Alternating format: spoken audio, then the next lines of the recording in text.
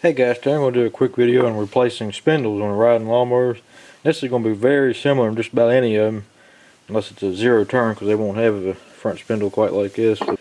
But see, this one here broke. This is off the, I guess you call it the passenger side of the mower, and it just broke plumb off, which this could be re-welded, but it was bent anyway. It's supposed to be out more, and it was making the wheel sit at an angle. I replaced that one because I was in a bind because it broke while I was cutting grass. I got thinking, well, the other side's sitting crooked now, so we'll make a quick video on how to replace it, and I'll show you how to get the clip off of the top on this. So we'll go ahead and look at the mower. This is the side I replaced with the with a new old one, and you can see it's sitting pretty level. But this one over here, you see how it's kind of leaning in. It's almost rubbing the frame there, and this one has about an inch gap, so I want to replace this one. This is the side with the where your linkages hook up, so which don't really make it any more difficult. Actually makes it easier. You'll see why, because it's easier to get this top piece loose here than it is on the other side. So the first thing you got to do is jack it up and pull the wheel off. So we'll go ahead and do that. Okay, I got it raised up a little bit, and that's new bushings. I just put them in not too long ago. That's why I said on that other video they don't hold up very long. This one has a cotter pin here. Most of them will have a cotter pin or a hitch clip.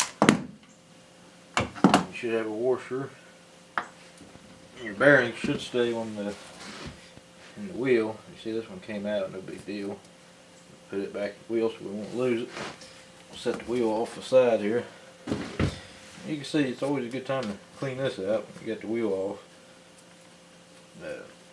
You see, before I didn't know what was wrong, and this was bent in when I got the mower, and these spindles are bent. That's why it was done like that. So we're going to fix that problem. And so let me go ahead and get something to fit this. These are 1/2 inch. Sometimes the bolt won't turn, you can see. Sometimes it will. Just depends on how it's sitting. You don't have to take the bolt completely out, just loosen it. Now if you're going to be replacing this piece here, you have to take your ball joint loose on the top, which is no big deal. I'll show you how you do this one here in a minute, and we'll do that. And after you get that loose, you pretty much have to pry on it. Sometimes I guess on this one we're going to have to take a punch and hit the top of the spindle here to pound it through. Sometimes it'll come right loose. Probably some rust holding on there. It's probably been on there since it was built.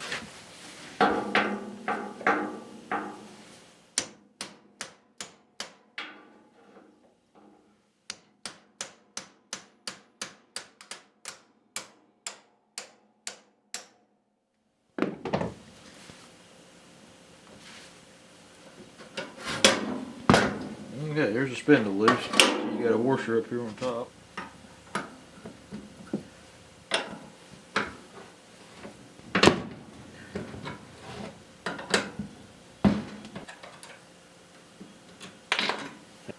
So there's the old spindle. You see, this is still good. It could be used if you had to. That top piece is bent, but it's better than nothing. I'm going to take this top piece off. This is a little bit different than what mine is, but the rest of it's the same, so we'll just keep that. This one has some type of stop on it. You can see some type of steering stop on it, which is probably a good idea, but I don't think it would work on this one. So probably won't need that anyway. Now I'm going to get some grease and put on this. I'm just using the wheel bearing grease. The grease ain't really critical on something like this, just as long as it has some on it. It don't take much either. Your bushings are usually so tight, most of it's going to squeeze out anyway.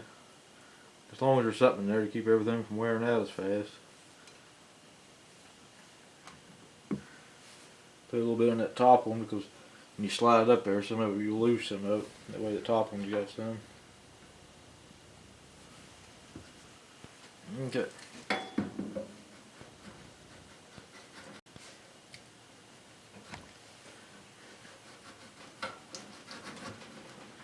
And there's that. I'm going to try to bend that up a little bit, tighten that up. That's where it plays at. I thought it was the bushing done wore out, but that's the play in that frame where that's been bent. Let me try to do that off camera real quick, then we'll get back to you and putting the rest of it on. That's what I ended up doing. I just ended up hammering on there. You see it's pretty tight now, so I'll take care of that place. The steering will be even tighter than what it already is. Okay, you want to get the wheel back where it was. You got to pay attention to where everything was. There's a couple different ways you can do this.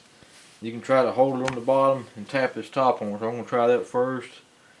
Or you can wait on this top part. Go ahead and put your tie rod on there and your wheel on it and set it down and then put it on. That way it'll help hold it. We're going to try it like this.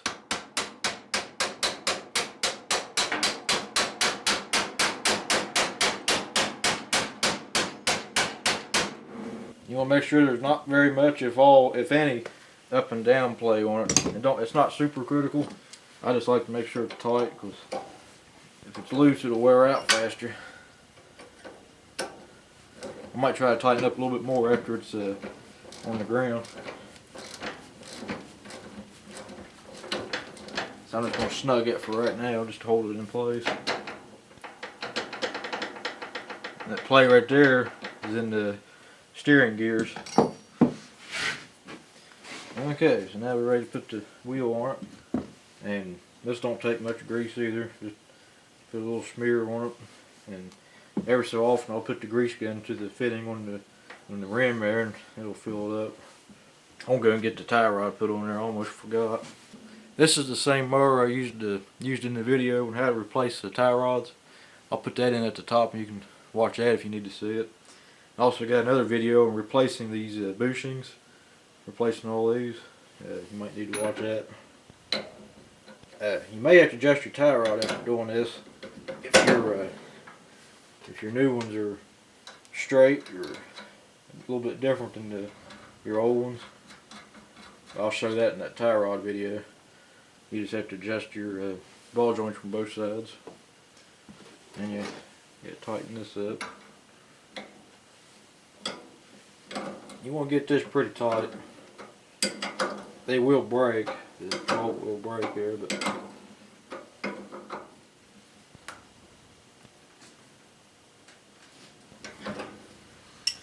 okay, now we're ready to put the wheel on it. I've been wanting to figure out a way to put a grease fitting on these here. The way you can better hit the grease gun on it every so often to keep from wearing them out so much. But I never did figure that out. So. And you get your washer and your cotter pin that goes back on the wheel. Okay, now I'm going to set the jack back down here. We'll work on that top piece again just to make sure it's tight enough. The wheel's already sitting a lot better. Okay, what I'm going to do, I'm just going to loosen this bolt.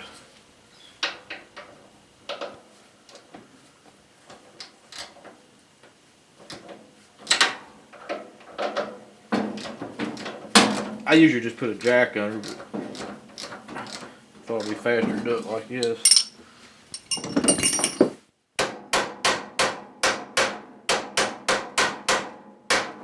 So it went down a little bit.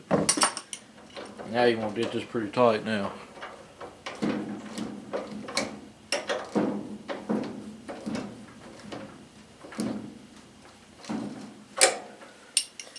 Okay, now I'll show you how to get the other side loose. The top piece. Okay, on this side you gotta get this cap off first. You just prise right off. I'm not gonna actually take this loose because half the time it takes forever to get them off. But all you gotta do is get a screwdriver started up underneath it. I'm sure they make a special tool for this. If you get it started, you can kind of see how it comes loose. It just grabs a hold of the shaft all the way around. And you got a washer on here. Then you just pull the spindle out like you did on the other side. Then when you get ready to put it back on, put your washer on and get the clip lined up all the way around here and take a socket the same size of the outside of it. Just hit it a few times and that puts it down even. And that's all you gotta do. Well guys, if you got any questions or comments about how to replace spindles, leave me a comment below and I'll get back to you as soon as I can. So, thanks for watching.